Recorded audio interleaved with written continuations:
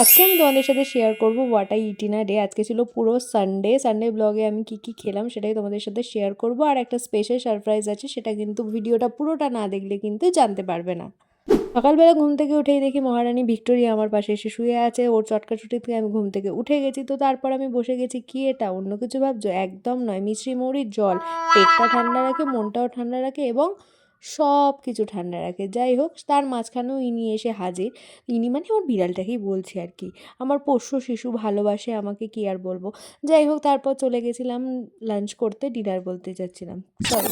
মানে লাঞ্চে ছিল হচ্ছে ভাত, মাছের মাথা দিয়ে ফুলকপি না বাঁধাকপি কিছু একটা তরকারি, তারপর ছিল চিকেন আর ঘি ভাত। তো আমি খাবই, ঘি হচ্ছে আমার ফেভারিট।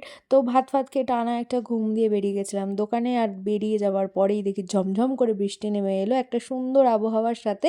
একটা সুন্দর সারপ্রাইজ, যেটা তোমাদের বলছিলাম, সেটা হচ্ছে আমার মা বাবার আজকে অ্যানিভার্সারি। তো দুজনেই ভুলে গেছে, তো আমার মনে আছে। তো সেই জন্য আমি কেকের দোকান থেকে একটা কেক কিনেছিলাম বাঞ্ছিরানো থেকে, এবং দোকানে একটু রেখেছিলাম। তার মাঝখানেই ভাই আমাকে একটা হঠাৎ করে সারপ্রাইজ দিয়েছিল। সেটা কি? সেটা হচ্ছে আমরাই ডার্ক চকলেট। আমি অনেকক্ষণ আগেই ওকে বলেছিলাম আমার ডার্ক চকলেট খেতে ইচ্ছা করছিল। তো থ্যাংক ইউ। যাই হোক, তারপর বাড়িতে এসে এই কেক সেলিব্রেট করা নিয়ে অনেক কাণ্ড কিরখানা হয়েছে। এই ক্যান্ডেলটা, সরি ক্যান্ডেল নয়, কি বলে এটাকে, কিছু একটা বলে, আমি ভুলে যাচ্ছি, মনে পড়ছে না। তোমরা যদি জানো কমেন্ট করে জানিও। তো এটা স্পার্কেল আই থিঙ্ক। যাই হোক, তো ঠিক বললাম কিনা কমেন্ট করো। তো এটা জ্বালাতে গিয়ে অনেক হয়েছিল পণ্ড, জ্বালানোর আগেই শেষ হয়ে গেছে, জানি না কী ছিল এর মধ্যে। তো এরপর হয়েছিল কেক কাটা নিয়ে পড়বো। মা বলছে বাবা কাটবে, বাবা বলছে মা কাটবে। তো যাই হোক, দুজনকে জোর জবরদস্তি করে আমিও নিজের চুড়িটাকে ধরে কেটেই ফেললাম। গপাত করে কাটানোর পর এই যে এই মহারানী, একে তো একটু দিতেই হবে, ইনি না দিলে তো গুস্সা হয়ে থাকবে।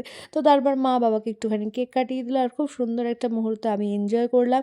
এবং তারপর আরেকটা বাচ্চা আছে চনুমনু, দুটো বোন ভাই। তো তারপর তাদের দুজনকে খাইয়ে আমি একটু ঢিঙ্কুনাকুর নাকুর নাকুর নাচতে নাচতে আজকের ব্লগটা কমপ্লিট করলাম। টাটা।